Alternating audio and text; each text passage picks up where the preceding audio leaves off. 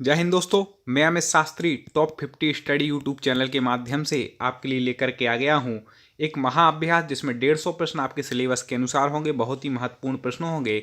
साथ ही साथ 30 प्रश्न बाल विकास, 30 प्रश्न हिंदी, 30 संस्कृत जिन्होंने संस्कृत ली है। इसके बाद होंगे पर्यावरण के 30 प्रश्न और गणित के 30 प्रश्न। इस प्रकार से आपके 150 प्रश्नों का जो प्राथमिक शिक्षक भर्ती का जैसा पेपर आता है सेम वही का वही पेपर रहेगा। आप हमारे चैनल से सब्सक्राइब करके तो जुड़ ही गए होंगे दोस्तों। इस वीडियो को लाइक और शेयर जरूर कीजिएगा, क्योंकि कई लोग बोलते हैं सर आपके इतने वीडियो ये अपलोड हो चुके 150 प्रश्नों के, हमें केवल 2 या 3 मिल पाए हैं। तो आप दोस्तों कुछ मत कीजिए, आप चैनल को यदि सब्सक्राइब न किया हो कर लीजिए और चैनल की प्ले लिस्ट में जाकर के 150 प्रश्न महाअभ्यास की प्ले लिस्ट में जाकर के सबको देख लीजिए। तो कमेंट बॉक्स खोल लीजिए दोस्तों, उत्तर बताने के लिए तैयार हो जाइए और इस वीडियो को शुरू से लास्ट तक पूरा देखना है दोस्तों। और आपके जो जो विषय हैं पूरे 5 विषय हमने लिए हैं, तो सभी के आप प्रश्नों के उत्तर देने का प्रयास करेंगे। तो चलिए हम शुरुआत कर देते हैं यहाँ पर एक एक प्रश्न से और आप कमेंट में उत्तर देते जाइए। देखें, एक बालक अधिक सीखता है यदि उसे एक बालक अधिक कब सीखता है? पाठ्य पुस्तक के माध्यम से पढ़ाया जाए, कंप्यूटर से पढ़ाया जाए, व्याख्यान विधि से पढ़ाया जाए, फिर क्रिया विधि से पढ़ाया जाए। तो क्रिया विधि से पढ़ाया जाए तो एक बालक सबसे ज़्यादा सीखता है। हमें समय भी बचाना है और आंसर भी देना है। आप भी फटाफट उसमें दे सकते हैं कमेंट में आंसर। कक्ष में शिक्षक प्रयास करता है। कक्ष में शिक्षक किस चीज़ का प्रयास करता है? छात्रों को अनुभव प्रदान करने का, ठीक है। छात्रों को सहायक अधिगम वातावरण देखने का, छात्रों को चिंतन का अवसर देने का। तो उपर्युक्त सभी बिल्कुल ठीक हो जाएंगे, क्योंकि कक्ष में शिक्षक का यही प्रयास रहता है। ऐसे ही क्वेश्चन आपके पेपर में आने वाले हैं, इसलिए इन प्रश्नों को एक भी नहीं छोड़ना आप। इसके बाद पर्यावरण, इसी में टेस्ट होगा, 60 प्रश्नों का ये टेस्ट है। शिक्षा के 2 प्रमुख उद्देश्य हैं। कौन कौन से हैं शिक्षा के 2 प्रमुख उद्देश्य? आप बताइए। 4 ऑप्शन आपके सामने हैं, हम चारों नहीं पढ़ेंगे क्योंकि टाइम बहुत ज़्यादा लग जाएगा। हम सीधा उत्तर बताएंगे, आपको उससे पहले कमेंट में ए बी सी या डी लिखना है, बस इतना सा, ठीक है। चलिए, तो शिक्षा के प्रमुख 2 उद्देश्य हैं। देखिए पहले कौन कमेंट करता है, तो बालकों में विषयों का ज्ञान व उनका मानसिक विकास करना। ये क्या है? शिक्षा के प्रमुख 2 उद्देश्य हैं। बाल विकास की जो क्लास है वो हमारे चैनल की आप प्ले लिस्ट में जाकर के हर सब्जेक्ट की सिलेबस वाइज क्लासें देख सकते हैं, तो आप वो जरूर देख लें जिससे आपकी पूरी तैयारी हो सके। अधिकांश बालक अपनी मातृभाषा सीख लेते हैं। कब सीख लेते हैं अधिकांश बालक अपनी मातृभाषा?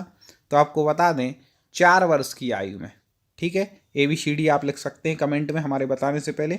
4 वर्ष की आयु में बालक अपनी मातृभाषा को सीख लेता है। आगे देखें, 6 से 11 वर्ष आयु वर्ग के छात्रों को आवश्यकता है, ठीक है। 6 से 11 वर्ष की आयु के जो छात्र हैं उनको किस चीज़ की आवश्यकता है? तो उनको होती है कक्ष में प्रजातांत्रिक वातावरण की, सीखने में स्वायत्तता की, क्रिया आधारित और अंतः क्रियात्मक अधिगम की, उपर्युक्त सभी, ठीक है। आप एक प्रश्न से आपको कई चीज़ों के उत्तर अपने आप मिल जाएंगे। ये आवश्यकता होती है। और देखें, एक बच्चा ईर्ष्या का प्रदर्शन करता है। कब करता है? किस आयु में? 4 ऑप्शन है ABCD, तो आपको ABCD, तो 18 माह की आयु में, ठीक है। मतलब 1.5 साल में वह क्या ईर्ष्या का प्रदर्शन करने लगता है। बालक विविध प्रकार से सीखते हैं, ठीक है। विविध प्रकार सीखते किस किस के द्वारा सीखते हैं? तो आप देखिए इसका भी यही हो जाएगा, प्रयोग द्वारा, विवेचन द्वारा, प्रश्न पूछकर, क्रिया करके तथा चिंतन करके। इस प्रकार से बालक कैसे हैं? विभिन्न प्रकार से सीखते हैं। चलिए अगला प्रश्न देखते हैं। यहाँ पर हैं और प्रश्न क्रम से ये लेकर के आए हैं। बहुत महत्वपूर्ण टेस्ट सीरीज थी ये, तो इसलिए हमने कहा सब तक पहुँचा, इसलिए प्रश्न लेकर के आ गए। ऐसे ही 10 टेस्ट सीरीज आप लगा लेंगे तो आपकी बहुत तैयारी हो जाएगी। चलिए, 6 से 11 वर्ष आयु वर्ग के बालकों की विशिष्टताएं निम्नलिखित हैं। कौन कौन सी उनमें विशेषताएं होती हैं वो आपको यहाँ पर बतलाना है। तो आपको बता दें कि उनमें जो मुख्य विशेषताएं पाई जाती हैं वह कौन कौन सी हैं? तो वह है बालक स्वाभाविक और सक्रिय अधिगम करता होते हैं, ठीक है, उनकी मुख्य विशेषता। और देखें, सृजनशील बालक के बारे में कौन सा कथन सत्य नहीं है? सृजनशील बालक के बारे में कथन दिए हैं, इनमें से कौन सा कथन सत्य नहीं है? ऐसे क्वेश्चन आते हैं, तो आपको देखें पहले तो अपन ये देख लो सत्य कौन कौन से। देखें, सृजनशील बालक जिज्ञासु होता है, बिल्कुल होता है, नई नई जिज्ञासाएं करता है, ठीक है। इसमें लिखा है कि सृजनशील बालक साहसी नहीं होता, तो यही इसका उत्तर हो जाएगा। ये सही तथ्य नहीं हो तो साहसी होता है भैया, ठीक है। सृजनशील बालक बहिर्मुखी होता है, बिल्कुल होता है। सृजनशील बालक महत्वाकांक्षी होता है। तो इसका उत्तर क्या, कौन सी विशेषता कथन सत्य नहीं है? सृजनशील बालक साहसी नहीं होता, वो तो साहसी होता ही है। अगला देखें, नवीन ज्ञान की प्राप्ति होती है किससे? नवीन ज्ञान की प्राप्ति अनुभव द्वारा, नवीन अर्थ ढूंढने के द्वारा क्या होती है? नवीन ज्ञान की प्राप्ति होती है। चलिए आगे, शिक्षण एक प्रक्रिया है। शिक्षण एक प्रक्रिया है किस चीज़ की? ABCD में से आपको बतलाना है हमारे बताने से पहले। शिक्षण अधिगम का सरलीकरण करने की शिक्षण एक क्या है? प्रक्रिया है।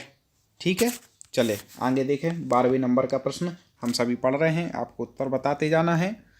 बच्चे का सामाजिक विकास वास्तव में प्रारंभ होता है। बच्चे का सामाजिक विकास कब से प्रारंभ होता है? तो पूर्व बाल्यावस्था से। सामाजिक विकास कब से होता है बालक का? पूर्व बाल्यावस्था से। और देखें, प्राथमिक कक्षा में बालकों के लिए शिक्षण की उपयुक्त विधि है। प्राथमिक जो कक्षाएं होती हैं उसमें बालकों के शिक्षण के लिए उपयुक्त विधि कौन सी है वो आपको बतलानी है। तो उसके लिए सबसे बढ़िया प्राथमिक के लिए कौन सी है? खेल विधि। हाँ, कई लोगों ने उत्तर दे रहे हैं कमेंट में, बहुत बढ़िया। चलिए ऐसे ही आप उत्तर देते जाना। अगला देखें, भारतवर्ष में प्राइमरी शिक्षा निम्नलिखित पर बल देती है। भारतवर्ष में प्राइमरी शिक्षा किस पर बल देती है? प्राइमर में तो बच्चों को क्या किया जाता है? ABCD सबको रटाया जाता है, तो रटने को प्रेरित करती है प्राइमरी पर। ठीक है, और देखें, शिक्षण और अधिक प्रभावी हो सकता है यदि। कैसे हो सकता है शिक्षण अधिक प्रभावी? चलिए बताइए, कौन बता रहा है इसका उत्तर? तो छात्रों को स्वयं कार्य करने की स्वायत्तता व नियंत्रण दिया जाए तो शिक्षण क्या हो जाएगा? अधिक प्रभावी हो जाएगा। और देखें, अधिगम एक प्रविधि है। ठीक है, अधिगम एक प्रविधि है किसकी? तो अनुभव द्वारा अर्थ निर्माण करने की एक प्रविधि है। ठीक है, अधिगम। अब ये बताइए कौन बताता है सबसे सही? इसका सीधा ABCD के सामने ये भी लिखना। प्रतिभावान बालक की बुद्धि लब्धि होती है मोस्ट है। प्रतिभावान बालक की कितनी होती है? 125 बुद्धि लब्धि। ठीक है, याद रखिएगा। विद्यार्थी का विकास निर्भर करता है। विद्यार्थी उसका विकास किसके आधार पर निर्भर करता है? सबको पता है कि वंशानुक्रम एवं वातावरण पर विद्यार्थी का जो है विकास निर्भर करता है। एक उत्तम शिक्षक वह है जो क्या करे? उत्तम शिक्षक कौन है? तो जो छात्र में वांछित व्यवहारगत परिवर्तन करता है। वांछित और व्यवहारगत जो परिवर्तन करे वह क्या? उत्तम शिक्षण है। प्राइमरी स्तर पर अनुदेशन होना चाहिए। देखिए, आप ऐसे ही क्वेश्चन देखना, 100% आपके पेपर में मिलेंगे। आप एक भी टेस्ट नहीं छोड़ना। प्ले लिस्ट में जाकर के आप और भी हमारे टेस्ट देख लें। और दूसरी बात, चैनल को सब्सक्राइब जरूर कर लेना, वीडियो को लाइक कर देना दोस्तों, जिससे आगे, और इस लिंक को शेयर करना और दोस्त भी टेस्ट दे सकें। देखें, प्राइमरी स्तर पर अनुदेशन होना चाहिए। कैसा होना चाहिए? तो प्राइमरी स्तर पर छात्र केंद्रित होना चाहिए। कैसा होना चाहिए? छात्र केंद्रित। और देखें, अधिगम के लिए क्या आवश्यक है? अधिगम आपको करना है तो क्या आवश्यक है? तो स्वानुभव है, चिंतन है, स्वाक्रिया, उपयुक्त सभी इसका उत्तर सही हो जाएगा। स्वानुभव, स्वाचिंतन, स्वाक्रिया ये प्राइमरी स्तर पर आवश्यक है। और देखें, 6 या 7 वर्ष का बालक दूसरे के विचारों को स्वीकार करने के योग्य नहीं होता। क्यों नहीं होता है वह दूसरों के विचारों को? क्योंकि वह अहम केंद्रित होता है। ठीक है, अहम में, स्वयं में केंद्रित होता है, इसलिए दूसरों को विचार को ग्रहण नहीं करता है। और देखें, इसी के आगे 23वां प्रश्न, 6 से 11 वर्ष आयु के बालकों को सीखने के लिए आवश्यक है। क्या आवश्यक है भैया? आपको उत्तर बताना है। तो मूर्त क्रियाओं एवं अनुभव की उपलब्धता, ये क्या है? आवश्यक है। ठीक है, और देखें, क्या बहुत समय आपको देंगे उत्तर बताने का, तो फिर वो हो जाएगा, समय बहुत बड़ा वीडियो हो जाएगा, आपका समय वो होगा, इसलिए आपको फटाफट उत्तर देते जाना है। निम्नलिखित में से किसकी भूमिका पूर्व बाल्यावस्था में बालक के संवेगात्मक विकास हेतु सर्वाधिक महत्वपूर्ण है? किसकी है भैया? अध्यापक की है, संगी साथियों की है, पड़ोसियों की है, माता पिता की? सबसे ज़्यादा किसकी भूमिका होती है? तो आपको बता दें कि बाल्यावस्था में, पूर्व बाल्यावस्था में माता पिता की भूमिका सबसे ज़्यादा होती है, याद रखिएगा। शिक्षा मनोविज्ञान है। क्या है शिक्षा मनोविज्ञान? तो शिक्षा मनोविज्ञान क्या है? व्यवहारिक विज्ञान है। ठीक है, इसका दूसरा नाम व्यवहारिक विज्ञान। व्यक्तित्व मापन स्याही धब्बा परीक्षण है। व्यक्तित्व मापन स्याही धब्बा परीक्षण क्या है? तो यह प्रक्षेपण परीक्षण। प्रक्षेपण परीक्षण है। ठीक है। 6 से 11 वर्ष आयु वर्ग के लिए अधिगम, अधिगम का मतलब क्या है, 6 से 11 वर्ष के बालकों के लिए तो है ज्ञान निर्माण की एक सक्रिय प्रक्रिया है अधिगम। ठीक है, ज्ञान निर्माण की एक सक्रिय प्रक्रिया। आपको क्वेश्चन समझ में तो आ रहे होंगे, पूरी उम्मीद है।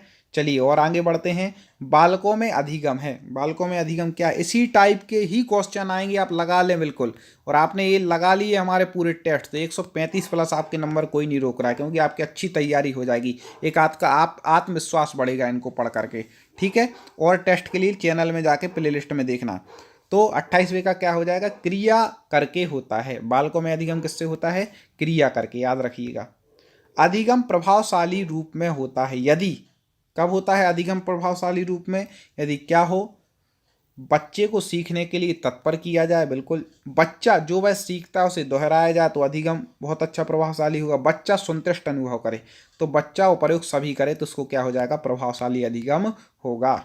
और देखें वृद्धि के बारे में क्या सही नहीं है, 4 कथन दिए हैं, इसमें वृद्धि के बारे में कौन सा कथन जो है वो सही नहीं है, वो आपको बतलाना है। तो अभिवृद्धि शारीरिक होती, बिल्कुल होती है भैया। अभिवृद्धि मात्रात्मक, ठीक है, इसको माप सकते, विकास को नहीं माप सकते हैं। ठीक है, अभिवृद्धि मापनी होती, हाँ।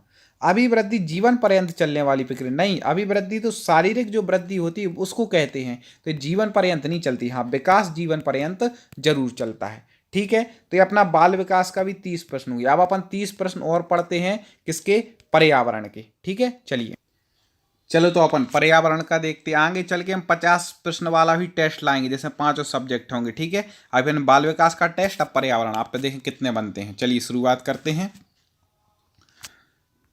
पाल प्रतिहार और राष्ट्रकूट पर नियंत्रण के लिए लड़े, जो कि हर्ष के बाद शक्ति का प्रतीक था। कौन लड़े थे, ठीक है, पर्यावरण से संबंधित प्रश्न है, आपको बतलाना है। तो वह थे कन्नौज। ठीक है, धातु के अमलगम में दूसरा तत्व होता है, धातु के अमलगम में दूसरा तत्व कौन सा है, 62वें का उत्तर बताइए। चलिए कमेंट में आप उत्तर देते जाएं। तो वह कौन सा है, इसका उत्तर हो जाएगा डी, पारा। धातु के अमलगम में दूसरा तत्व कौन सा है, पारा। तीसरा, यदि किसी विलियम का pH मान pH2 है तो यह क्या है। ठीक है, इसका उत्तर आपको बतलाना है। तो यह है प्रबल अम्ल है। क्या है, प्रबल अम्ल। निम्न में से प्राचीनतम वेद कौन सा है, सबको भी यह पता है, सबसे पहला वेद कौन सा है, प्राचीनतम वेद कौन सा है, तो वह है ऋग्वेद। ठीक है, चलिए और देखें, कुछ जनरल नॉलेज से इसी में संबंधित क्वेश्चन पूछ लेते हैं। भारत में कहाँ सींग युक्त गेंडा पाया जाता है, कई बार पूछा गया, वेरी वेरी IMP प्रश्न है। सींग युक्त गेंडा कहाँ पाया गया, आसाम में। ठीक है, और देखें, और देखें, एक उदासीन पिंड होता है, ये जिम कॉर्बेट जो राष्ट्रीय उद्यान है ना आसाम में, वहाँ सींग युक्त गेंडा के लिए प्रसिद्ध है वो। एक उदासीन पिंड होता है, कैसा होता है एक उदासीन पिंड, कमेंट में उत्तर बताइए। 66 नंबर का। तो आपको बता दें, ऋणात्मक एवं धनात्मक आवेश बराबर मात्रा में होता है। ठीक है, हम सीधा उत्तर बताएंगे। गोवा के दक्षिण का पश्चिमी घाट कहलाता है। और एक और बात बता दें, पर्यावरण के आपको पढ़ना है सिलेबस के अनुसार, तो प्ले लिस्ट में जाकर के पर्यावरण के जिसमें दिए हैं आप उन क्वेश्चनों को और उन क्लासों को पढ़ लें। गोवा में दक्षिण घाट कहलाता है, कौन सा कहलाता है गोवा में दक्षिण घाट, तो मालाबार क्या कहलाता है, दक्षिण घाट। DDT है, DDT का फुल फॉर्म क्या हो जाएगा, 68वें का आपको उत्तर बताना है। तो क्या है, DDT अनअपघटीय प्रदूषक है। DDT क्या है, अनअपघटीय प्रदूषक है। और देखें, लोधी वंश की स्थापना किसने की थी, लोधी वंश की स्थापना किसने की थी, तो आपको बतलाना है। तो वह की थी बहलोल लोधी ने।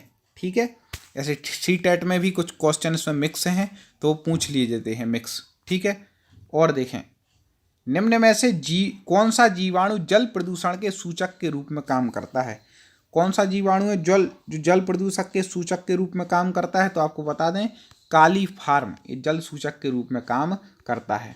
कक्षा 8 का एक विद्यार्थी एक मिश्रण के अवयवों को पृथक करने के लिए एक प्रयोग करता है। प्रयोग के तरीके की सारणी दी गई, आभा क्रमशः क्या होंगे। ठीक है, यहाँ पर एक प्रयोग की इन्होंने सारणी दी है, चुंबक, निस्पंदीय, मिश्रण जल और नमक का जल। अब इनमें से उत्तर इसका क्या हो जाएगा वो आपको बतलाना है कि इसका सही उत्तर क्या हो जाएगा। तो आपको बता दें कि लोहे की कीलें एवं बालू, इसका उत्तर ही सही हो जाएगा। बुद्ध का जन्म स्थान सभी को पता होगा, ये तो भैया लुम्बिनी में है। कोणार्क का सूर्य मंदिर उड़ीसा में है। ठीक है, अब देखें संतुलित समीकरण AL+BNaOH प्लस CH2O फिर DNaAlO2 3H2G में ABC एवं D का मान क्रमानुसार क्या होगा। ये तो कई लोग कहेंगे बड़ा कठिन आ गया है। ठीक है, तो इसका मान हो जाएगा 2222। इसको सॉल्व करना पड़ेगा। इसको अभी आगे बढ़ते हैं, अपन समय बचाते हैं। निम्न में से कौन सा मौलिक अधिकारों का उपयोग का एक उदाहरण नहीं है। जो मौलिक अधिकारों के उपयोग के जो उदाहरण होते हैं इनमें से कौन सा एक ऐसा नहीं है। तो आपको बता दें कि बच्चों द्वारा पैतृक संपत्ति का उत्तराधिकार पाना है, मौलिक अधिकारों में नहीं आता है। रासायनिक अभिक्रिया के संदर्भ में निम्न में से कौन सा सही है। जो रासायनिक अभिक्रिया उसके संबंध में कौन सा सही है। तो रासायनिक अभिक्रियाओं में रासायनिक बंधों का टूटना और बनना होता है। ठीक है, आगे देखें। प्रतिवर्ती क्रिया में प्रतिवर्ती चाप निम्न द्वारा बनता है। किसके द्वारा बनता है। तो बनता है संवेदांग, मेरुरज्जु और मांसपेशियों के द्वारा वह चाप बनता है। चलिए आगे और ऐसी महत्वपूर्ण प्रश्न पढ़ते हैं।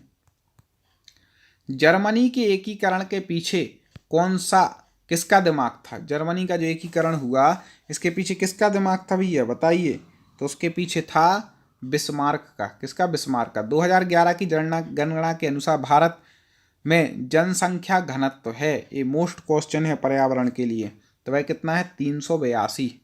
ठीक है, और देखें यदि एक चुंबक की छड़ को लंबाई से 4 टुकड़े में काटा जाए तो ध्रुवों की कुल संख्या कितनी होगी। लंबाई से यदि 4 टुकड़ों में काट रहे हैं तो ध्रुवों की संख्या कितनी हो जाएगी 8।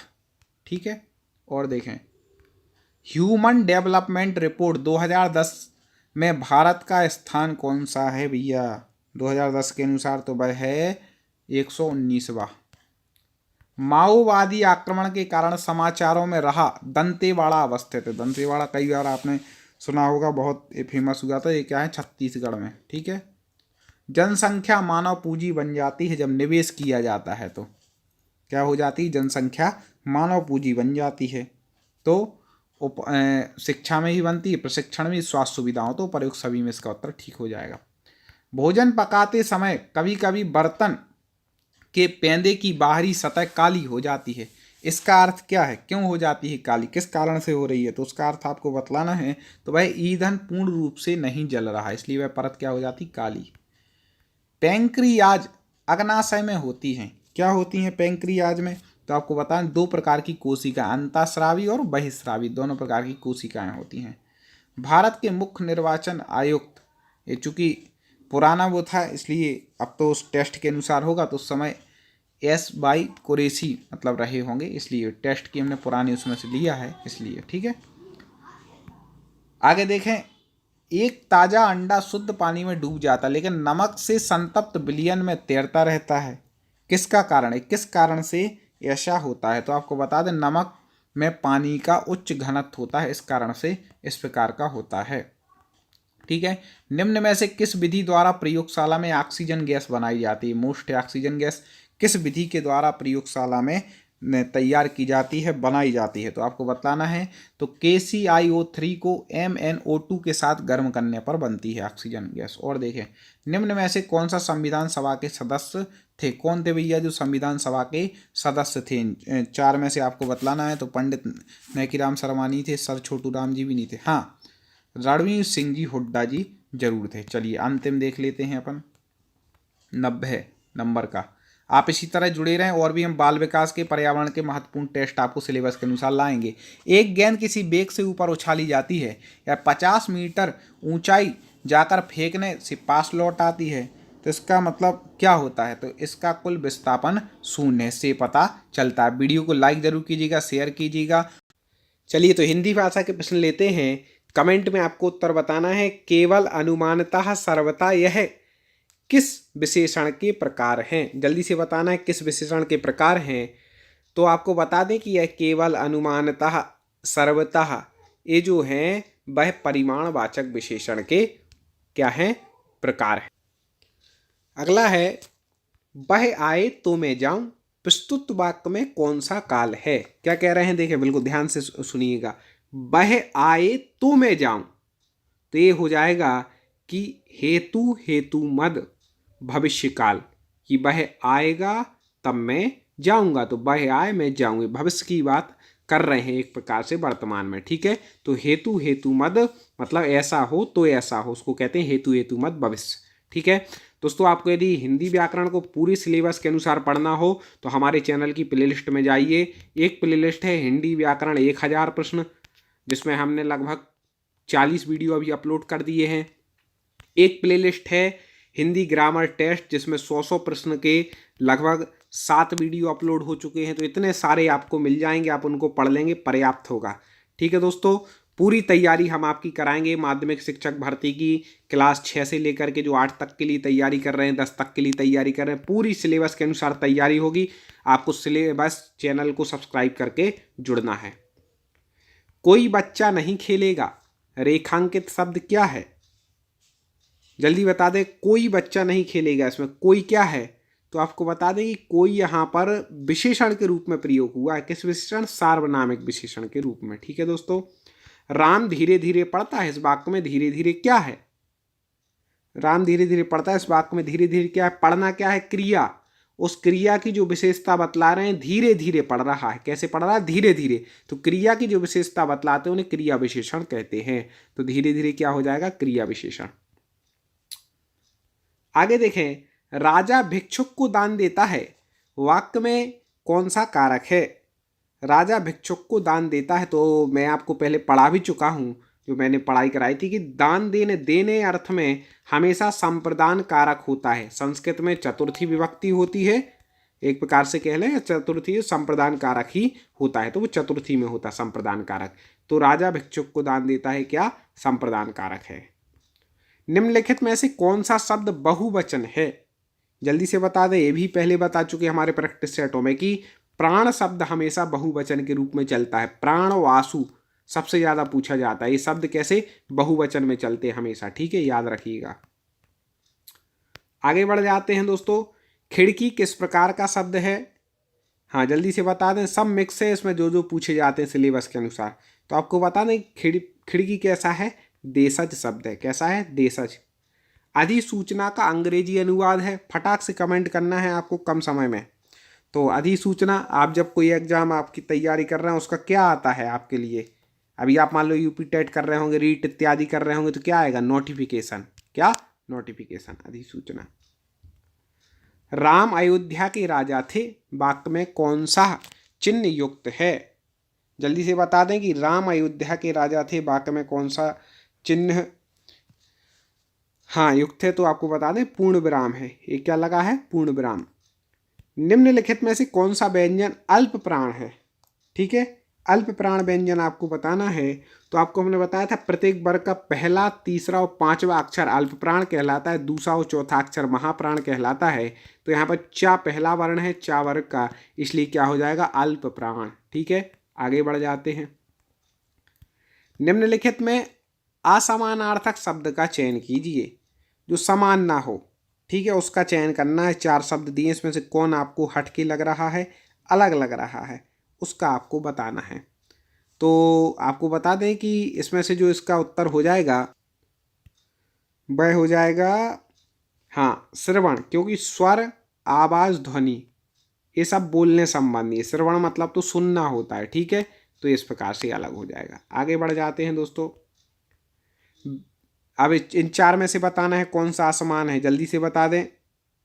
हाँ, बिल्कुल सही पकड़ रहे हैं। वीर, निडर, सूर, ये सब वीरता के वाले हैं। डरपोक इसमें से अलग हो जाएगा।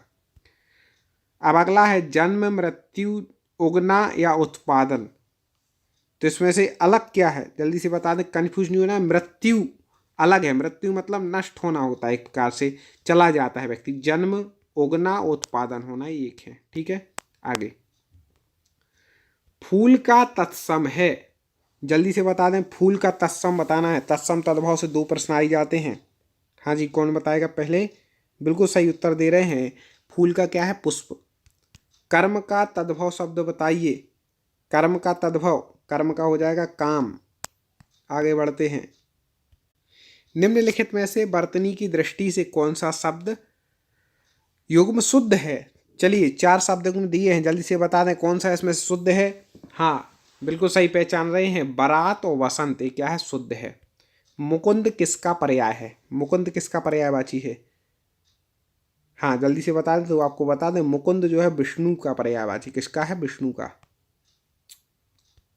निम्नलिखित वाक्यों में से शुद्ध वाक्य है, कौन सा है शुद्ध वाक्य? इतने वाक्य दिए हैं तो आपको बता दें कि इसमें से शुद्ध वाक्य हो जाएगा मोहन और गीता गा रहे हैं। क्योंकि भाई 2 लोग हैं तो बहुवचन होना चाहिए, ठीक है।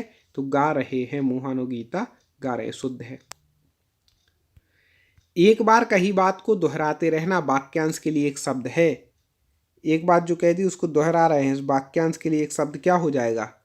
तो आपको बता दें, इस वाक्यांश के लिए जो एक शब्द हो जाएगा वह हो जाएगा पृष्ठपेषण। क्या कहेंगे उसको? पृष्ठपेषण। आगे, खालिस्तान चंगा तो कठौती में गंगा। लोकोक्ति को पूरा करने के लिए विकल्प का चयन की। लोकोक्ति मुहावरे से अर्थ है, पूरी व्याकरण यहाँ पर ली गई है हिंदी की। हाँ, तो बिल्कुल सही आप लोग पहचान रहे हैं कि मन और गंगा, कि मन चंगा तो कटौती में गंगा, ऐसा हो जाएगा। पाप का घड़ा भरना, इस मुहावरे का क्या अर्थ है? पाप का घड़ा भरना, जल्दी से दोस्तों बता दें। पाप का घड़ा, हाँ, पाप की पराकाष्ठा होना, ये हो जाएगा। मेरा निवेदन बस इतना है कि आपको वीडियो को लाइक करना है दोस्तों। वीडियो की लिंक को आगे अपने व्हाट्सएप ग्रुपों में, टेलीग्राम में शेयर करना है। सही कहावत पहचानिए। हाँ, तो सही कहावत इसमें से है नाच न जाने आंगन टेढ़ा। कई बार सुनी और बोली है। नदी का पर्यायवाची शब्द इनमें से कौन सा नहीं है, बताना है। तो आपको बता दें कि नदी का जो पर्यायवाची टटनी तो है, उषा नहीं है। नद्य है और सरिता है, ठीक है, उषा नहीं है, बाकी है। समष्टि का विपरीतार्थी शब्द है। समष्टि का विपरीतार्थी आपको बताना है तो समष्टि का हो जाएगा व्यष्टि, ठीक है, व्यष्टि। संधि विच्छेद आ गए क्योंकि लगभग 2 संधियां तो पूछ ही लेता है। महोर्मी का संधि विच्छेद है। संधि को हमने बहुत अच्छे तरीके से ट्रिक से पढ़ाया है। आप हमारे चैनल की प्लेलिस्ट में जाके संधि ट्रिक का वीडियो जरूर देखना दोस्तों, बिल्कुल रिकमेंड कर रहा हूँ, कभी नहीं भूलेंगे। तो महोर्मी का जो है संधि विच्छेद है वह हो जाएगा महा प्लस उर्मी, ठीक है, महा प्लस उर्मी। इससे मिलकर के क्या बनेगा दोस्तों? महोर्मी। कौन सी संधि है? तो यहाँ पे गुण संधि है। क्यों है? हमारी ट्रिक लगा ले तो हमने कहा था जिसमें एक मात्रा होती है गुण संधि है। भाई एक मात्रा ए की हो या भाई एक मात्रा ओ की हो, तो यहाँ पे ओ की एक मात्रा है, ठीक है, ऐसा। इति प्लस आदि में कौन सी संधि है? जल्दी से बता। तो आपको बता दें, इति प्लस आदि से बनता है इत्यादि, ये दिया हुआ है। तो इत्यादि में कौन सी संधि है? तो हमने बताया था या वा रा ला में कोई आधा शब्द जुड़ा हो, तो यहाँ पे या में आधा शब्द जुड़ा है तो यहाँ पे यण संधि है। कौन सी है? यण संधि हो जाएगी। इत्यादि, ई के बाद आ रहा है तो ई को हो गया या। प्रत्यय होता है, बहुत महत्वपूर्ण प्रश्न है दोस्तों, इसमें लोग कंफ्यूज हो जाते हैं। जल्दी से कमेंट कर दें, प्रत्यय क्या होता है? तो प्रत्यय होता है शब्दांश, एक शब्द का अंश बाद में जोड़ देते हैं ना शब्द में, ऐसा। बहिर्मुखी शब्द में कौन सा उपसर्ग है? उपसर्ग प्रत्यय से भी एक एक प्रश्न हो गया। ऐसे हमने पूरी व्याकरण को कवर करने का प्रयास किया है ज़्यादा से ज़्यादा। ऐसे और भी प्रैक्टिस सेट लाएंगे तो हम और उसमें व्याकरण को ले लेंगे। तो बहिर्मुखी शब्द में कौन सा उपसर्ग है? जल्दी से बता दीजिए, बहिर्मुखी शब्द में कौन सा उपसर्ग है? बिल्कुल सही पहचान रहा है, बहिर्मुखी शब्द में बहिर उपसर्ग है। इस प्रकार से आपके सिलेबस के अनुसार 30 प्रश्न हिंदी के हो गए। अब 30 प्रश्न हम संस्कृत के चर्चा करते हैं। इसके बाद हम सामाजिक विज्ञान के प्रश्नों पर चर्चा करेंगे। पयासी इत्यस्मिन् पदे काह विभक्ति किम वचनम च। संस्कृत भाषा में ही प्रश्न आते हैं। तो यहाँ पे कह रहे हैं कि पयासी इस पद में कौन सी विभक्ति है और कौन सा वचन है, ये आपको बतलाना है। शब्द रूप में से प्रश्न है, 1 2 3 4 में से कमेंट में आपको उत्तर देना है। तो आपको बता दें कि जो इसका उत्तर हो जाएगा कि पयासी सप्तमी एक वचन में बनता है। सप्तमी विभक्ति और एक वचन में पयासी शब्द बनता है। ऐसे शब्द रूप भी 1-2 क्वेश्चन आते हैं। सब प्रकार के इसमें क्वेश्चन है, संधि समास हर प्रकार के क्वेश्चन वीडियो में आपको मिलेंगे। आगे देखें, हाँ एक और निवेदन था कि आप सब्सक्राइबर ना हो तो सब्सक्राइब कर लीजिएगा दोस्तों, एक भी संस्कृत का महत्वपूर्ण वीडियो आपसे ना छूट जाए। मैं इसलिए बोल रहा हूँ कि सब्सक्राइब कर लें, अगले वीडियो का नोटिफिकेशन आपको मिले और पिछले वीडियो भी आपको कहीं मिल जाए जिससे आप संस्कृत पढ़ सकें। तो आगे देखें, वारी शब्दस्य नपुंसक लिंगे द्वितीया विभक्तौ एक वचने रूपम अस्ति। हम हिंदी में इसलिए बताते कि आप प्रश्न को समझना सीख जाएं, ठीक है। तो यहाँ पर पूछ रहे हैं बारी शब्द के नपुंसक लिंग में द्वितीय विभक्ति एक वचन का रूप होगा, ठीक है। तो बारी शब्द पहले ही इन्होंने बता दिया नपुंसक लिंग, तो नपुंसक लिंग की पहली, प्रथमा और द्वितीय विभक्ति के रूप एक से चलते हैं। तो बारी वारिणी वारिणी, वारी वारिणी वारिणी, तो बारी शब्द की द्वितीय विभक्ति एक वचन, तो बारी ही उसका बनेगा, ठीक है, क्योंकि प्रथमा द्वितीय नपुंसक लिंग में एक सी होती है। तो बारी वारिणी वारिणी और बारी वारिणी वारिणी ऐसे रूप बनेंगे, बारी हो जाएगा। तीसरा देखें, मात्रा शब्दस्य संबोधना अस्ति, मतलब मात्रा जो शब्द बना वह इसका संबोधन कैसे बना। तो आपको बता दें कि जो मात्रा शब्द है, मेरे उत्तर बताने से पहले आपको स्पीड में कमेंट में लिखना है, आप कमेंट खोल के रखें जैसे कम समय में हम अच्छे से पढ़ सकें। तो मात्रा जो शब्द है वह आपको बता दें कि ये मातृ शब्द से, मूल शब्द क्या है, मातृ शब्द की तृतीया एक वचन में क्या बनता है, मात्रा बनता है, ठीक है। मातृ शब्द का ये तृतीया का एक वचन है क्या, मात्रा। आगे देखें, समीचीनाम सुमेलनम कर्तव्यम, मतलब आपको मेल करना है किसका किससे मेल खाता है, कौन सी विभक्ति कौन से शब्द में है। जैसे यहाँ पर दिया है लतायई, तो लतायई यहाँ पर दिया है, देखें नीचे ऑप्शन दिए हैं 1 2 3 4, हम थोड़ा छोटा कर देते हैं जिससे आपको पूरे ऑप्शन दिखें। तो देखें लतायई ये चतुर्थी में बनेगा, ठीक है, लतायई चतुर्थी एक वचन है। इसके बाद दिया है नद्याम, नद्याम ये सप्तमी एक वचन है, नद्याम, ठीक है, नद्यौ नद्याम, हाँ सप्तमी का वचन बनेगा ये। इसके बाद हो जाएगा फलानी, फलम फले फलानी, ये प्रथमा का बहुवचन है, प्रथमा विभक्ति। और आत्मनः ये द्वितीय, फलम फले फलानी, फलम फले फलानी, दोनों में बनता है। खैर फलानी तो अपन किस में इन्होंने लिया है, लेकिन यहाँ पर आत्मना शब्द अपन पहले लगा लें। तो आत्मना जो है, ठीक है, आत्मना जो है वह तो प्रथमा ही है, इसलिए अपन फलानी लगा लेंगे द्वितीया में, ठीक है। इस प्रकार से इसके रूप बनते हैं। तो इसका उत्तर हो जाएगा, आपको बता दें 4 नंबर का इसका सही, इसका जो है उत्तर हो जाएगा। इस प्रकार से आप लगा लीजिए। आगे बढ़ते हैं, भवत शब्द स्त्रीलिंगे द्वितीया बहुवचने रूपम अस्ति, मतलब जो भवत शब्द है वह स्त्री, उसके स्त्रीलिंग में द्वितीया बहुवचन का रूप क्या बनेगा वो आपको बतलाना है। तो आपको बता दें भवत का जो रूप बनेगा स्त्रीलिंग भवती, क्या बनती है, क्या बनता है, भवती, ठीक है। तो यहाँ पर जो रूप बन जाएगा वह क्या बन जाएगा, भवती बन जाएगा, ठीक है। आगे देखते हैं छठवा, तो छठवें में सह खाली स्थान पुस्तकम ददाति, रिक्त स्थाने उचितम विभक्ति पूरेत, मतलब रिक्त स्थान में उचित विभक्ति आपको देनी है। तो बोल रहे हैं सह, सह मतलब वह, अब देना अर्थ में है, ददाती मतलब देना अर्थ में, इसमें चतुर्थी विभक्ति लगती है। तो चतुर्थी में क्या बनेगा, तुभ्यम, मतलब वह उसके लिए, तुम्हारे लिए पुस्तक देता है, ठीक है, देने अर्थ में चतुर्थी, इसलिए तुभ्यम लगा देंगे। आगे देखें, धनहीना पदस्य समास विग्रह अस्ति, अभी पिछले वीडियो में हमने आपको समास पढ़ाया था, आपने वो वीडियो ना देखा हो तो देख ले चैनल पे जाके या प्लेलिस्ट में जाके। तो धनहीना पदस्य समास विग्रह अस्ति, मतलब धनहीन का समास विग्रह क्या हो जाएगा, तो धनेन हीना, मतलब धन से हीन। 4 नंबर इसका उत्तर सही हो जाएगा। आगे देखें, फिर समास का एक प्रश्न है, हम पिछली वीडियो हमने बताया था कि कई बार पेपर में पूछा जाता है। पंचानाम बटानाम समाहारा इति पदस इत्यस समस्त पदम किम, पंचानाम बटानाम समाहारा विग्रह दिया है तो इसका समस्त पद समास क्या हो जाएगा, तो यह किसका समास बताया था हमने, तो आपको याद होगा कि यह पंचवटी का है, तो इसका तीसरे नंबर का उत्तर ठीक हो जाएगा। आगे देखते हैं ऐसी महत्वपूर्ण प्रश्न। आगे तालिका वाला है। देखिए तालिका भी कई बार पेपर में पूछी जाती है, एक दो तो आती हैं, इसलिए इसको भी समझें। तो है समीचीनाम तालिकाम चुनु, समीचीन तालिका को चुनिए।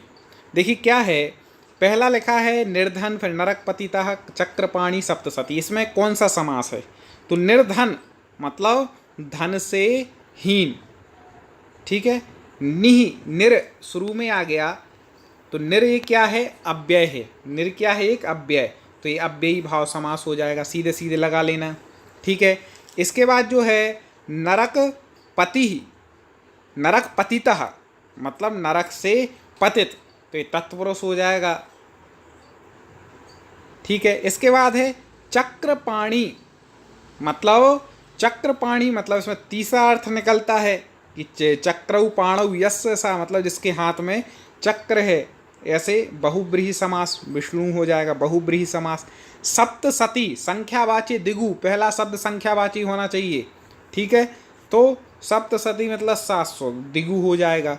इस प्रकार से यहाँ पर हो जाएगा, ठीक है। इस प्रकार से इसका उत्तर जो है वह इसमें से 2 नंबर ठीक हो जाएगा। ये चारों आप लगा सकते हैं, आपको समझ में आ गया होगा। निर्धन अव्ययी भाव, नरक पतितः तत्पुरुष, चक्रपाणी बहुब्रीहि और सप्तसती दिगु, याद रख लीजिए। आगे बढ़ते हैं। अन्य पदार्थ प्रधानो समासः अस्ति। अन्य पदार्थ, इसमें सब है, संधि है, समास, जो जो पूछे जाते हैं सब कुछ व्याकरण का, ठीक है। वीडियो को आपको पूरा देखना है। तो अन्य पद प्रधान समास होता है वह कौन सा होता है? बहुब्रीहि होता है। आगे उन्नत वृक्षः पदे समासः अस्ति। उन्नत वृक्ष पद में समास है, कौन सा समास है? उन्नत वृक्ष। तो उन्नत वृक्षस्य यस्य सः मतलब कर्मधारय समास है इसका, ठीक है। आगे नए समास उदाहरणम अस्ति। पिछले वीडियो में सब कुछ बता चुके हैं, बिल्कुल सरल भाषा में समझा है समास, आप जाके देख सकते हैं चैनल पे, या यूट्यूब पे सर्च करें आप टॉप 50 स्टडी, तो आपको मिल जाएगा, ठीक है। नए समास का उदाहरण है, तो हमने बोला था कि इसमें शुरू में आ जाता है, क्योंकि आ निषेधात्मक होता है, तो आपको इसमें आ सत्यम, ना सत्यम इति असत्यम, तो इसका 4 नंबर ठीक हो जाएगा। किम रमापि न आगता, रेखांकित पदे संधि अस्ति। अब संधि आ गई, तो किम रमापि न आगता, इस रमापि इसमें रेखांकित है पद, तो इसमें कौन सी संधि है? तो देखें इसमें हर कोई आसानी से बता सकता है, संधि का भी हमारे वीडियो अपलोड हो चुका है। तो इसका रमा धन अपि दीर्घ स्वर संधि हो जाएगी, ठीक है, हमने ट्रिक से पढ़ाया है आपको। आगे देखें अधोलिखितेषु गुण संधि उदाहरणम अस्ति।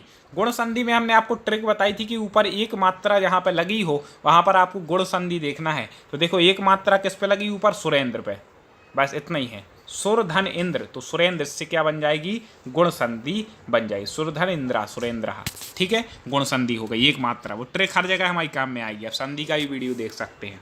आगे देखें अतो रोलप्युता दपलुतो इत सूत्रस उदाहरणम अस्ति। इस सूत्र का जो उदाहरण आपको बतलाना है, तो आपको बता दें कि इसका उदाहरण जो हो जाएगा वह हो जाएगा कोपी, कहा अपी, कोपी हो जाएगा, ठीक है। अब देखें परमेश्वर्यम पदस्थ संधि विक्षिता, हमने बताया था एक जब मात्रा लगी हो तो कौन सी संधि? गुण, लेकिन 2 मात्रा लगी हो तो वृद्धि संधि। तो वृद्धि संधि का उदाहरण है परमेश्वर्यम, तो इसका जो संधि विक्षित हो जाएगा वह हो जाएगा परम धन ऐश्वर्यम, तो क्या हो जाएगा? परमेश्वर्यम, एका आई हो जाएगा, वृद्धि हो जाएगा, ठीक है। तो इस प्रकार से परमेश्वर्यम बन जाएगा। अब आगे देखें संधि विक्षित को भी आपको सुमेलित करना है, सही उत्तर बतलाना है कि कौन सा इसमें से सुमेलित हो रहा है। चलिए आगे बढ़ते हैं। अब सुमेलित करना है संधि विक्षित को, अब आपको बिल्कुल सही उत्तर बताना है। देखें 4 हैं ऑप्शन, 2 तो यहीं पर लिखे हैं। तो देखें सबसे पहले आपको 2 ऑप्शन ये हैं, 2 और दिखा देते हैं कौन से हैं। देखिए ये हैं 2 ऑप्शन, आप देख लीजिए, ठीक है। अब देखें, अब इसका अपन मिलित करते हैं, अपन को उससे मतलब नहीं है, अपन यहाँ से मिलित करते हैं, ठीक है। रजनी धन ईस, रजनी धन ईस, तो इससे बन जाएगा रजनीश, दीर्घ स्वर संधि हो जाएगी, ठीक है, बड़ी की मात्रा। पुरुष धन उत्तम, इससे क्या बन जाएगा? पुरुषोत्तम, गुण संधि, एक मात्रा। हरिम धन बंदे, तो हरिम बंदे, अनुस्वार संधि। सुप धन अंत, सुबंत, तो ये कौन सी हो जाएगी? जस्तु संधि, याद रखिएगा। रजनीश बनेगी दीर्घ स्वर संधि में, पुरुषोत्तम बनेगी गुण स्वर संधि में, हरिम बंदे अनुस्वार, क्योंकि उसमें मौनुस्वार सूत्र से अनुस्वार बिंदी आ गई, और सुबंत सुप धनंते कई बार पूछा गया है, ये जस्तु संधि हो जाएगी। तो इसका 1 2 में से तो होगा नहीं, हाँ इसका ये आंसर सही हो जाएगा 3 नंबर। चलिए आगे बढ़ते हैं दोस्तों।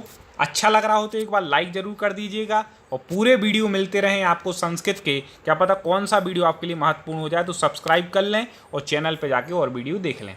आगे देखें, श्राव्यम इत्यस्मिन् पदे प्रकृति प्रत्ययु अस्ति।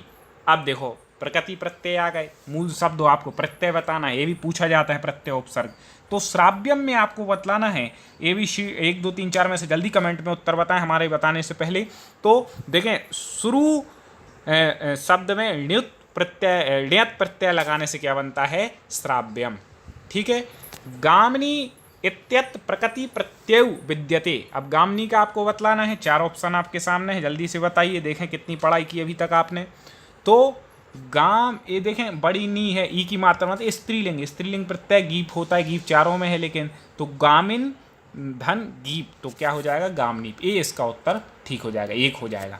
आगे देखें, लिख धन तब्यत योगे शब्दा निर्भीयते, मतलब लिख और तब्यत के योग से कौन सा शब्द बनेगा, तो आपको बतलाना है 1 2 3 4 में से। तो इसमें जो शब्द बनेगा वह बनेगा लेखी तब्य। ठीक है, लेखी तब्य है इसका शब्द बन जाएगा। ठीक है, लिख धन तब्य का। आगे, रच धातु तुमुन प्रत्यय योगेन शब्द निष्पद्यते, मतलब रच धातु में तुमुन प्रत्यय के योग से कौन सा शब्द उत्पन्न होगा, ये तो बहुत सरल, सब कोई बता सकता है। रच धातु तो रचितुम, क्या बनेगा रचितुम, 2। आगे, सस्यम खलु वारिवाह न अदंती इत्यस्य खलु अभ्यस अभिप्रायो अस्ति। ठीक है, सस्यम खलु वारिवाह न अदंती से खलु, खलु का अभिप्राय क्या है, कभी भी याद रखना संस्कृत में यदि खलु शब्द आ जाए तो उसका अर्थ होता है निश्चय। ठीक है, उसका अर्थ क्या होता है, निश्चय, तो निश्चय यहाँ पर अर्थ हो जाएगा। आगे, छाएव मैत्रम खल सज्जनानाम इत्यस्मिन् वाक्ये कति अव्ययानि सन्ति, इस पूरे वाक्य में कितने अव्यय हैं। ठीक है, तो आपको अव्ययों की संख्या इस वाक्य में बतलानी है, तो इसमें 1 अव्यय है, कौन सा है, छाया धन एव, तो एव क्या है इसमें अव्यय, छाएव लिखा ना जो, तो छाया धन एव 1 ही अव्यय इसमें है, तो 23 का 1 उत्तर ठीक हो जाएगा। आगे देखें, कमेंट में दोस्तों आपको उत्तर बताते जाना स्पीड से। ऐसा खाली स्थान श्रेष्ठा धनुर्धरा अर्जुना अस्ति, यह ठीक है श्रेष्ठ धनुर्धर अर्जुन है। अव्ययम चित्वा रिक्त स्थान पूर्ति कर्तव्य, अव्यय को चुन करके रिक्त स्थान की पूर्ति करो। कौन सा अव्यय आप इसमें लगाएंगे, तो ऐसा अब बिना तो लग नहीं सकता, सह भी नहीं लग सकता, सममी एव मतलब यह ही, एव मतलब ही, एक अर्थ क्या होता है ही, तो यह ही श्रेष्ठ धनुर्धर अर्जुन है। इस प्रकार से इसका उत्तर बन जाएगा। आपको संस्कृत यदि सीखनी है तो उसका पहले प्रश्न आपको समझ में आना चाहिए क्या पूछ रहे, तब आप उत्तर सही लगा पाएंगे। ठीक है, वो बड़ी कठिनाई होती है। जैसे मैंने तो संस्कृत मीडियम से पढ़ाई की, आप लोगों ने हिंदी या इंग्लिश से की होगी, मैंने संस्कृत से ही पढ़ाई की है, तो इसलिए मैं संस्कृत का अर्थ लगा लेता। चूंकि आपने यदि नहीं की हो किसी साथियों ने तो आपको कठिनाई होगी, तो आप हमारे पूरे वीडियो देखेंगे, आपका इतना अभ्यास हो जाएगा कि आप पे अपने आप बनने लगेगा।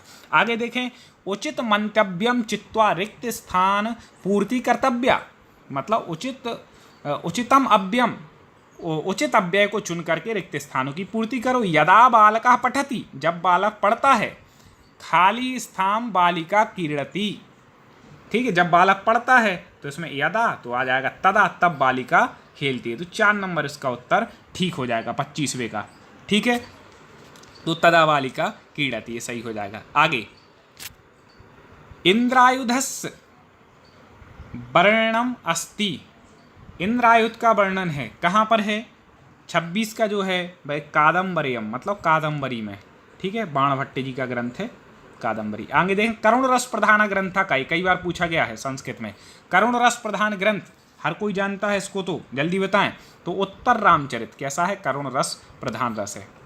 किसकी रचना है आपको आप कमेंट में बताते जाएं, आपकी तैयारी देखें। भाषस्य एकांकी नाटकमस्ति। भास के नाटक बड़े प्रसिद्ध हैं, तो इसमें से एकांकी नाटक कौन सा है? तो आपको बता दें, स्वप्नवास दत्तम इनका प्रसिद्ध एकांकी नाटक है, महाकवि भास का। शतसहस्री संहिता नाम किम प्रसिद्धम अस्ति।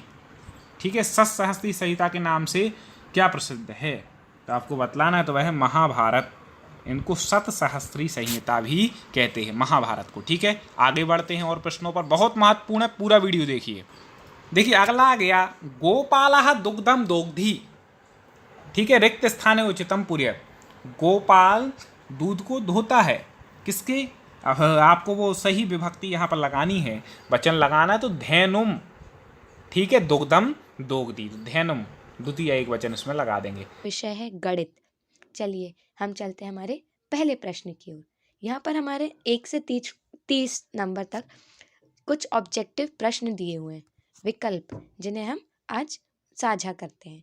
चलिए हमारा पहला प्रश्न है, कक्षा 2 के विद्यार्थियों को एक शिक्षक योग अर्थात जोड़, एडिशन सिखा रहा है। निम्नलिखित में से कौन सी युक्ति का अनुसरण सर्वाधिक उपयुक्त है? तो the correct answer is C, योग जोड़ की शाब्दिक प्रश्नों द्वारा प्रस्तुत करना चाहिए। अर्थात यदि हम कक्षा 2 के विद्यार्थियों को जोड़ सिखाने हेतु एक शिक्षक के लिए सर्वाधिक उपयुक्त युक्ति यह है कि वह जोड़ के शाब्दिक प्रश्नों द्वारा प्रस्तुत करें। यदि हम उन्हें प्रश्नों के द्वारा समझाते हैं तो वह उसे बहुत जल्दी ग्रहण करते हैं। चलिए हम चलते हैं अपने प्रश्न नंबर 2 की ओर। कक्षा 2 के शिक्षक ने जोड़ के निम्नलिखित शाब्दिक प्रश्न को विद्यार्थियों को हल करने हेतु दिया। एक टोकरी में 5 सेब हैं और उसमें 7 सेब और डाल दिए हैं। अब टोकरी में कितने सेब हैं? इस प्रकार का शाब्दिक प्रश्न निम्नलिखित में से किस मॉडल श्रेणी से संबंधित है? तो हमारा सही उत्तर है डी, समुच्चयन, अर्थात जिसमें समुच्चयन श्रेणी से संबंधित है, क्योंकि टोकरी में जब 5 के बाद 7 का समुच्चयन हो रहा है, समुच्चय से तात्पर्य वस्तुओं का संग्रह है, इसमें वस्तुएं हमारे पास बढ़ रही हैं, इसलिए इसे हम इंग्लिश में क्या बोलते हैं? एडिशन। चलिए हम चलते हैं अपने अगले प्रश्न की ओर। यह हमारे प्रश्न कुछ मनोवैज्ञानिक तर्क से भी रिलेटेड, संबंधित हो सकते हैं, इसलिए कृपया कर आप पूरे वीडियो को ध्यान से देखिए और समझिए। चलिए हम चलते हैं अपने प्रश्न नंबर 3 की ओर। गणित में त्रुटियों की एक महत्वपूर्ण भूमिका है, यह कथन है। तो इसका सही आंसर है सी, सही, क्योंकि ये बोध कराती है कि बच्चे गणित की अवधारणा को किस प्रकार रचना करते हैं, अर्थात विकल्प सी सही है। बच्चे त्रुटियां तब करते हैं जब गणित की किसी अवधारणा को अच्छी तरह से समझ नहीं पाते। यदि उनका बेसिक कॉन्सेप्ट क्लियर नहीं होगा तब वे त्रुटियां जरूर करेंगे। अतः गणित में त्रुटियां शिक्षक को यह जानने में मदद करती हैं कि बच्चे ने गणित की अवधारणा को अपने दिमाग में किस प्रकार बिठाया है। यदि वह प्लस करता है मतलब वह एडिशन, जोड़ को जानता है, परंतु वह प्लस के स्थान पर यदि माइनस कर देता है अर्थात घटा देता है, मतलब वह अभी इसके मूल्य से अवगत नहीं है। चलिए हम चलते हैं अपने अगले प्रश्न नंबर 4 की ओर। कक्षा 4 के विद्यार्थियों को समझने के लिए 1/10 और 1/100 से बड़ा है। निम्नलिखित में से कौन सी शिक्षण अधिगम सामग्री TLM सर्वाधिक उपयुक्त है? So the correct answer is B, chart, संख्या चार्ट, अर्थात कक्षा 4 के विद्यार्थियों को भिन्नों के छोटे बड़े, मतलब कौन सा नंबर बड़ा है और कौन सा नंबर छोटा है, समझने के लिए सर्वाधिक उपयुक्त शिक्षण अधिगम सामग्री TLM संख्या चार्ट है, जिस पर संख्या के भिन्नात्मक रूप को दिखाया जाता है। चार्ट को देखने पर शिक्षार्थी को आसानी से समझ आ जाता है कि 1/10 बड़ी संख्या है। चलिए हम चलते हैं अपने अगले प्रश्न नंबर 5 की ओर। 2 या उससे अधिक 2 विमानों वाली वस्तुओं के मापों अर्थात क्षेत्रफल अर्थात एरिया की तुलना करने के लिए निम्नलिखित में से कौन सा एक सर्वाधिक उपयुक्त है? इसमें सबसे ज़्यादा क्या प्रयोग किया जाता है, जिसे बोलते हैं प्रेक्षण, अर्थात प्रेक्षण का अर्थ होता है अवलोकन यंत्रों का उपयोग से डेटा की रिकॉर्डिंग करना। अतः प्रेक्षण वह सर्वाधिक उपयुक्त युक्ति है जिससे 2 या 2 से अधिक विमाओं वाली वस्तुओं के मापन की तुलना सुगमता से की जा सकती है। चलिए हम चलते हैं अपने अगले प्रश्न नंबर 6 की ओर। कृपया कर आप वीडियो पूरा देखें, क्योंकि आपको यहाँ पर अभी मनोवैज्ञानिक और सॉल्यूशन सभी प्रकार के प्रश्न प्राप्त होंगे। प्रश्न नंबर 6, प्राथमिक स्तर पर गणित की पहेलियाँ मदद करती हैं। So the answer is D. क्या मदद करती है? वे हमारी समस्या सुलझाने के कौशल को प्रोत्साहित करने में। यदि हम हमारे बच्चों का, छात्रों का बेस क्लियर करते हैं तो वह उस गणित को, उस पहेली को आसानी से सॉल्व कर सकते हैं। गणित की प्रैक्टिस तार्किक होती है। गणित का स्वभाव ही है तर्क करना। गणित विषय के अध्ययन से प्राथमिक स्तर के बच्चों की बुद्धि शक्ति का तार्किक विकास होता है। इसलिए प्राथमिक स्तर पर गणित की पहेलियाँ समस्या सुलझाने के कौशल को प्रोत्साहित करने में मदद करती हैं। चलिए चलते हैं हम अपने प्रश्न नंबर 7 की ओर। गणितीय संचरण उल्लेख करता है। Answer is a. यदि गणित हम उन्हें सही सही सिखाते हैं तो वह किस प्रकार का उल्लेख करता है? गणितीय संचारण गणितीय विचारों को समाहित और संगठित करने का वर्णन करता है। चलिए हम चलते अपने प्रश्न नंबर 8 की ओर। राष्ट्रीय पाठ्य चर्चा रूपरेखा वर्ष 2005 के अनुसार प्राथमिक विद्यालयों में गणित पढ़ाने का मुख्य उद्देश्य निम्नलिखित में से कौन सा नहीं था? तो हमारा करेक्ट आंसर है ए, बच्चों की सोच विचार प्रक्रिया को गणितीय रूप देना। यह उनका प्रमुख उद्देश्य नहीं था, क्योंकि राष्ट्रीय पाठ्य चर्चा रूपरेखा NCF वर्ष 2005 के अनुसार प्राथमिक विद्यालयों में गणित पढ़ाने का मुख्य उद्देश्य बच्चों की सोच विचार प्रक्रिया को गणित रूप देना था, ना कि उन्हें कुछ और कौशल में शिक्षित करना। चलिए हम चलते हैं प्रश्न नंबर 9 की ओर। प्राथमिक स्तर पर गणित की पाठ्य पुस्तकों की सबसे अधिक महत्वपूर्ण विशेषता निम्नलिखित में से कौन सी है? अर्थात यहाँ पर हमारा उत्तर है डी, संकल्पनाओं को मूर्त से अमूर्त रूप में प्रस्तुत किया जाना। अर्थात प्राथमिक स्तर पर गणित की पाठ्यक्रम पुस्तकों की सबसे अधिक महत्वपूर्ण विशेषता है कि जो संकल्पनाएं मूर्त रूप में है उन्हें अमूर्त रूप में प्रस्तुत किया जाए, जिससे शिक्षक और छात्र उस वस्तु को समझ सकें। चलिए हम चलते हैं प्रश्न नंबर 10 की ओर। ज्यामिति समझने को, अर्थात जिसको हम बोलते हैं कॉन्ग्रुएंसी, नहीं, इसे हम ज्योमेट्री कहते हैं, जिसका विकसित करने के लिए निम्नलिखित में से कौन सा श्रेणी क्रम सही है? So the correct answer is D, मानसिक चित्रण, विश्लेषण, औपचारिक निगमन, अनौपचारिक निगमन।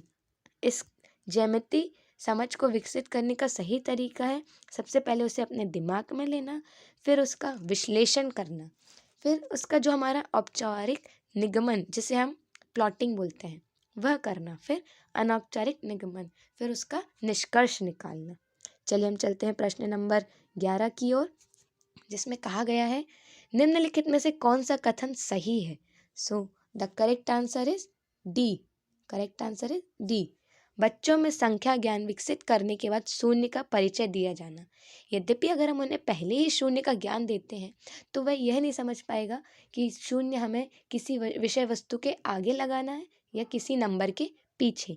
इसलिए बच्चों में संख्या का ज्ञान विकास होना आवश्यक है, जिससे वह पता कर सकते हैं कि कौन सा नंबर बड़ा है और कौन सा नंबर छोटा, और हमें शून्य को किस स्थान पर प्रयोग करना है।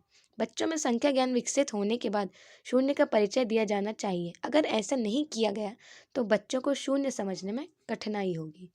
चलिए हम चलते हैं अपने अगले प्रश्न नंबर 12 की ओर, जिसमें कहा गया है कक्षा 3 के विद्यार्थी को आधे मतलब 1/2 की संकल्पना का परिचय देने के लिए शिक्षक निम्नलिखित क्रियाकलापों की योजना बनाता है। तो इसमें जो योजना है उस क्रियाकलापों का कौन सा सही श्रेणी क्रम करना चाहिए? So the correct answer is C, जिसे हम बोलते हैं, सबसे पहले हमें कहा गया है, करेक्ट आंसर इज ए, जिसमें हमें कहा गया है कि सबसे पहले हमें क्या करना चाहिए? बहुत सारे मूर्त पदार्थों को आधे में विभाजित करना चाहिए। सबसे पहले हम जो ऑब्जेक्ट लेते हैं उसको डिवाइड करते हैं। चित्र दिखाता है जिसमें आधा प्रदर्शित किया गया है, क्योंकि आधा करने के बाद इसे हम चित्रण में प्रस्तुत करते हैं। फिर इसका अगला कार्य है कहानी या शब्दों के प्रयोग से आधा प्रदर्शित करना। फिर उन्हें हम स्टोरी सम या फिर जिसे हम प्रॉब्लम सम बोलते हैं, उसके द्वारा हम उन्हें प्रस्तुत करते हैं, और अंत में आधे का चिन्ह दिखाते हैं। आधा मतलब 1/2 मतलब half. Okay, so the correct answer is a. Now हम चलते हैं अब अपने अगले प्रश्न की ओर। प्रश्न क्रमांक 13, जिसमें कहा गया है कक्षा 1 और 2 के गणित शिक्षण और अधिगमन के लिए निम्नलिखित में से कौन सा सही है। So the correct answer is C. गणित का अन्य विषयों जैसे कि भाषा, कला इत्यादि से समाकल किया जाना। यदि हम गणित को विभिन्न विषयों से जोड़ते हैं तो यह गणित के उत्थान में सहायक होता है। चलिए हम चलते हैं अगले प्रश्न नंबर 14 की ओर, जिसमें कहा गया है यदि 101 गुणित 111 इज इक्वल्स टू मतलब बराबर 1,10,000 धन 11 गुणित खालिस्तान है तो रिक्त स्थान में संख्या क्या आएगी। तो इसे हमें समझना होगा क्योंकि इसमें LHS आपने देखा होगा left hand side is equals to right hand side कहा गया है। तो इसे हम समझने के प्रयास करेंगे। यहाँ पर दोनों संख्याओं को LHS मतलब left hand side and right hand side में रखा गया है और जब यह हमें संख्या ज्ञात नहीं होती तो इसे हम x मानते हैं। यहाँ पर हमने इसका गुणा किया है। इन वस्तुओं का गुणा करने पर हमें 1,11,111 अंक प्राप्त हुआ है और यदि हम इस संख्या का पक्षांतर करते हैं तो हमें यह अभी धन में है और पक्षांतर करने पर ऋणात्मक हो जाएगी। चलिए ये यहाँ पर ऋणात्मक हुई है जिसको माइनस करने पर हमें 1,111 अंक प्राप्त हुआ है। अब हम यहाँ देखते हैं कि ये जो 11 यहाँ पर गुणा के साथ था, जो यहाँ पर गुणित था, वह अगर पक्षांतर होता है तो वह भाग में परिवर्तित हो जाता है। भाग आने के बाद इसका सही आंसर आता है 101। The correct answer is C. चलिए हम चलते हैं अपने प्रश्न नंबर 15 की ओर। यदि 15,201 में 5 का स्थानीय मान तथा 2,659 में 6 का स्थानीय मान इज इक्वल्स टू 7 गुणित खालिस्तान है तो रिक्त संख्या में संख्या आएगी।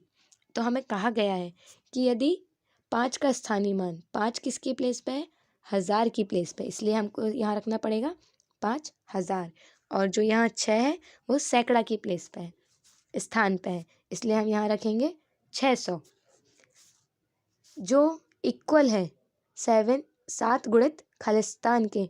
खालिस्तान को हम क्या रखते हैं x, तो हम यहाँ रखेंगे x।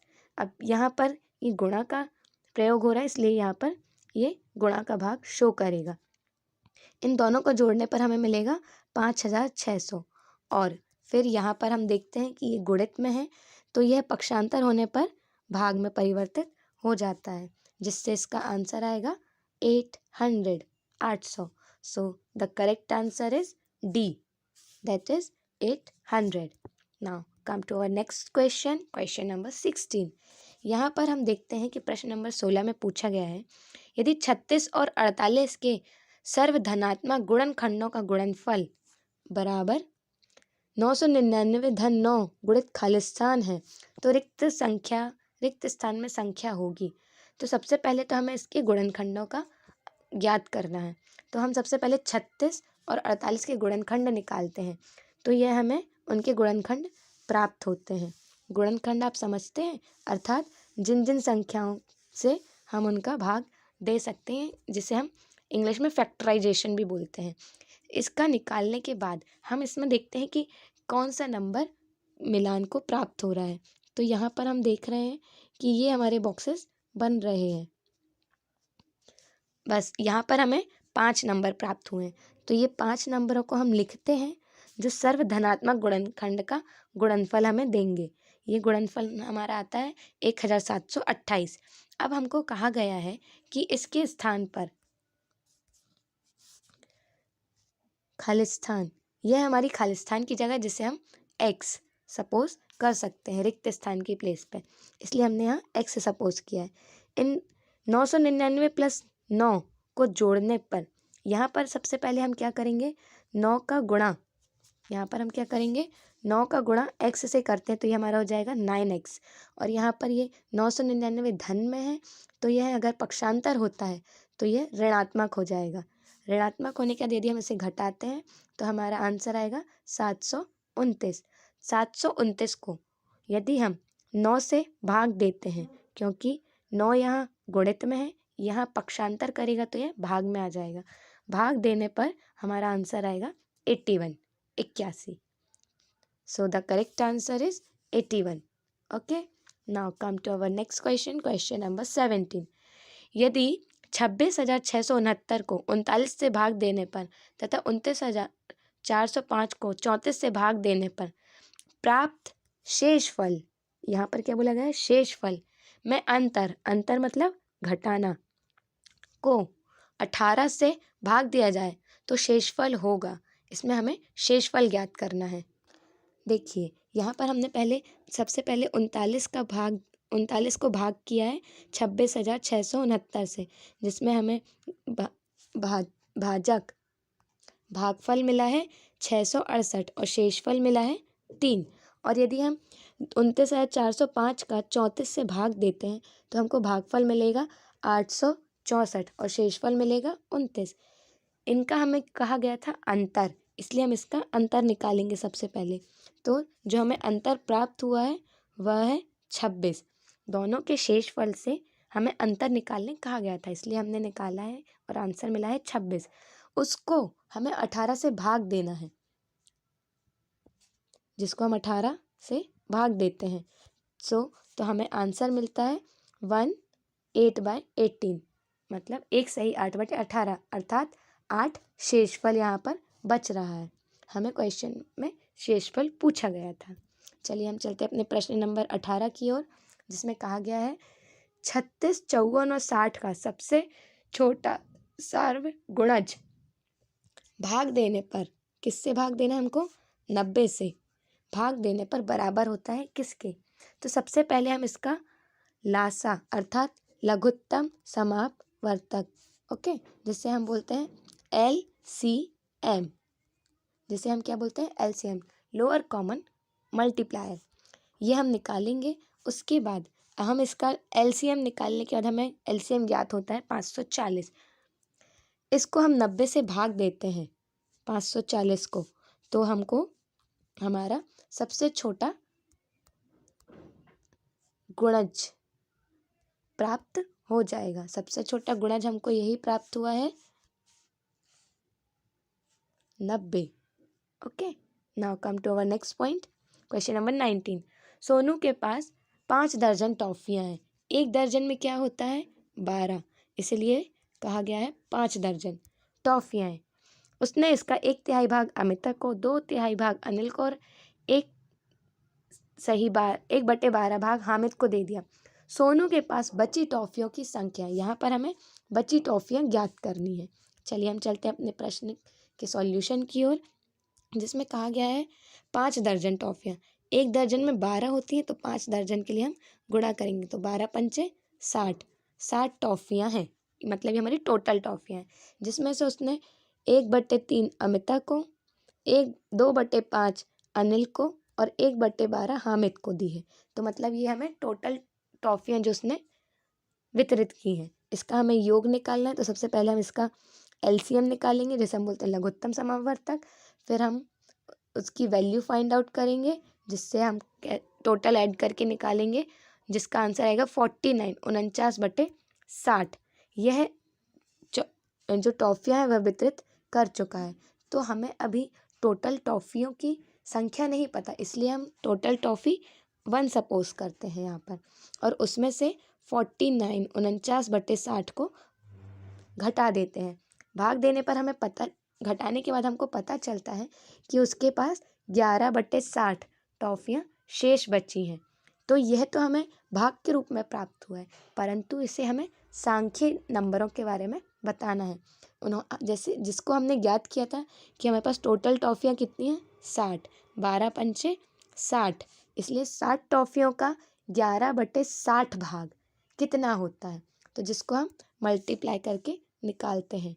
यहाँ पर हमने निकाला हुआ है, जिसे हम किसी एक रोटी का 1/4 भाग निकालते हैं, तो हम उससे 1 गुणित 1/4 करते हैं, जिससे इसका आंसर 1/4 आता है। ठीक उसी तरह हम इसका 11/60वां भाग निकालेंगे, जिसमें कि 60 से 60 कैंसिल हो जाएगा और आंसर आएगा 11, मतलब कि उसके पास 11 टॉफियाँ शेष बची हैं। चलिए हम चलते हैं अपने अगले प्रश्न की ओर, प्रश्न क्रमांक 20। इसमें कहा गया है यदि 112 इकाई 12,000 इज इक्वल्स टू 11,012 प्लस खालिस्तान दहाई है तो रिक्त स्थान में संख्या है। रिक्त स्थान में क्या संख्या होगी?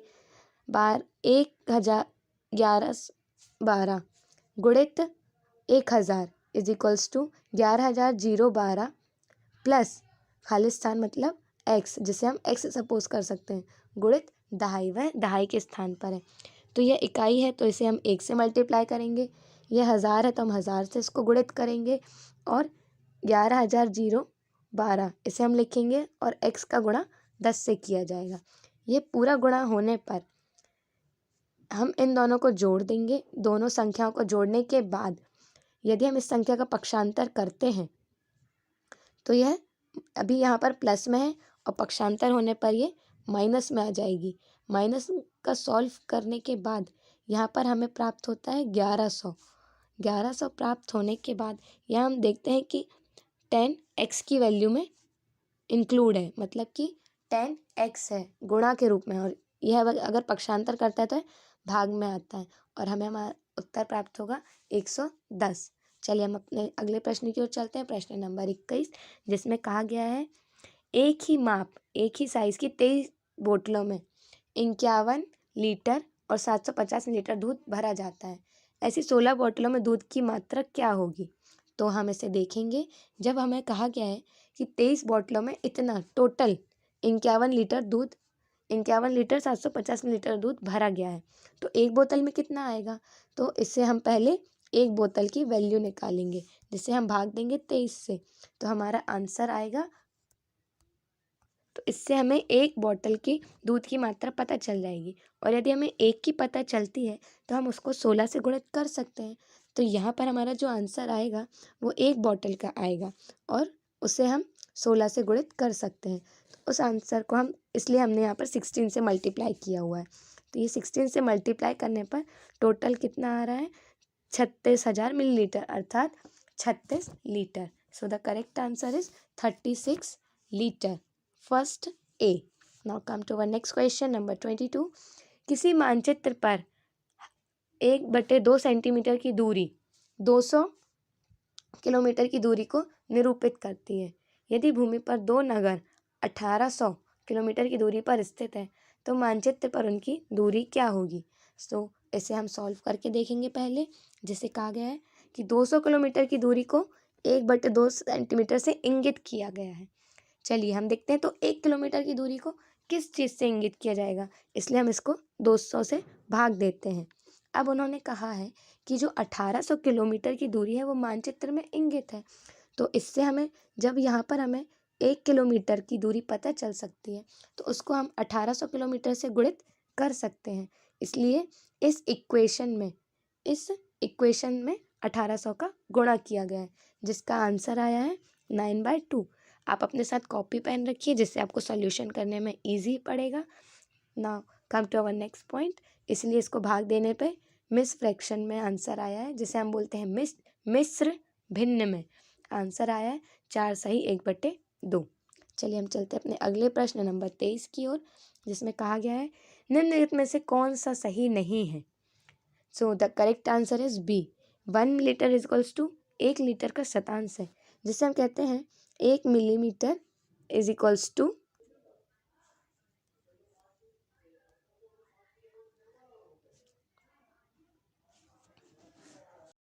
दोस्तों कुछ टेक्निकल प्रॉब्लम के कारण इतने ही प्रश्न आज मैथ के रहने देते हैं। पिछले आपने यदि हमारे 150 प्रश्नों के अभ्यास ना देखे हों तो प्लेलिस्ट में जाइएगा, और ऐसे लगभग 8-9 वीडियो और अपलोड हो चुके हैं जो 150 प्रश्न के और 30 प्रश्न कंप्लीट हैं। आज तो कुछ प्रॉब्लम है इसलिए 5-6 प्रश्न कम लिए गए हैं अंजलि मैम की क्लास से। तो आपको बता दें कि ऐसे पूरे प्रश्न आपको वहाँ पर मिल जाएंगे।